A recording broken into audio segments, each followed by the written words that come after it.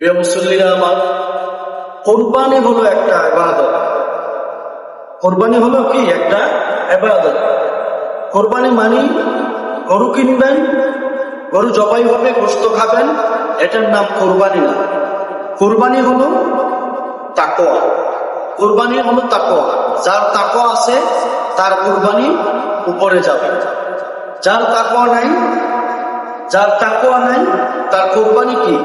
গরু জবাই হবে, গোশত খাওয়া হবে, ঘরের ভিতরে রান্নার ধম করবে, আনন্দ উল্লাস করে গোশত খাওয়া হবে, কিন্তু তাকওয়া ছাড়া আল্লাহ তাআলার দরবারে এই কোরবানি উপরে যাবে না।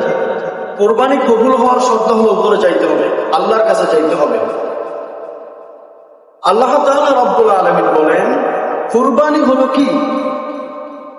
হে বান্দা, তোমরা আমি আল্লাহর সন্তুষ্টির জন্য কোরবানি দাও।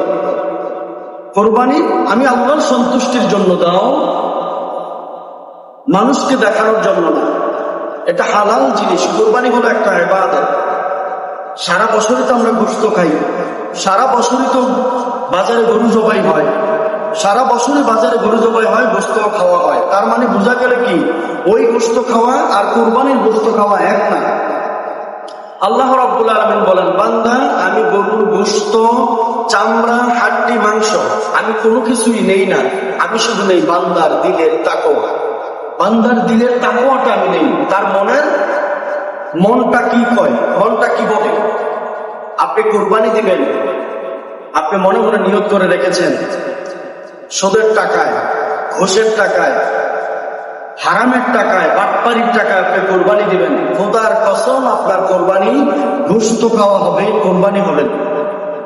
এখন আমাদের অনেক সমাজে আছে বহু মানুষ, 90% মানুষ সুদ খায়, আর 90% মানুষ সুদ খায়। এই সুদখোরের সাথেই আমরা অনেকে মিলেমিশে কি 5 জনে 6 জনে 3 জন আমরা কোরবানি করি।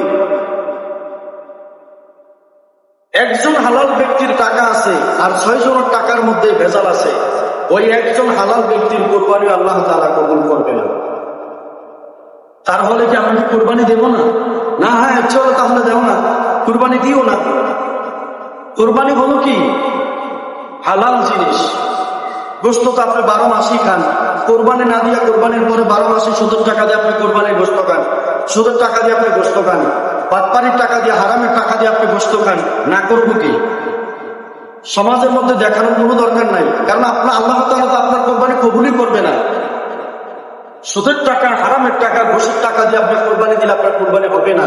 এই জন্য শরিকদার মিলাইতে গেল দেখে দেখে বেছে শুনে আপনাকে নির্বাচন করতে হবে, আপনার পার্টনার গুলো নির্বাচন করতে হবে দেখে শুনে।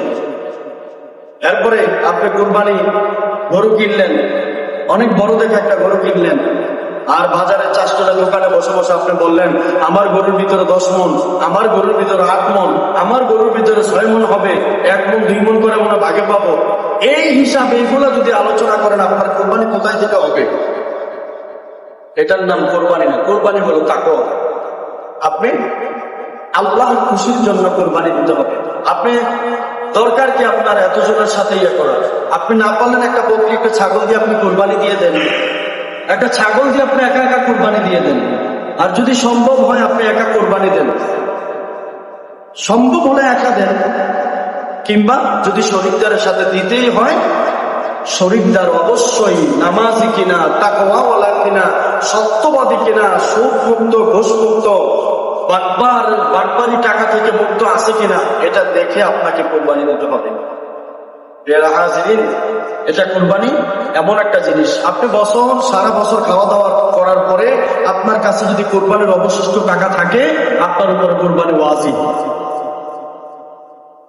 অনেকজন ঋণ আছে, ঋণের বেলায় আপনি কোরবানি কি করবেন? ঋণের বেলায় আপনাকে সর্বপ্রথম ইবাদত হলো আপনি কোরবানি না দিয়ে আগে ঋণ পরিশোধ করেন। এটা হবে আপনার জন্য উত্তম ইবাদত।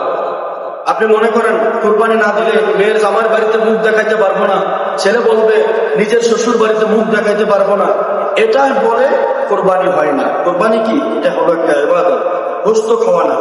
এই জন্য দেখানোর জন্য কোনো ইবাদত হয় না, কোরবানি হয় না। তাহলে আপনাকে তাকওয়া অর্জন করতে হবে, তাকওয়া অর্জন করে কোরবানি দিতে হবে।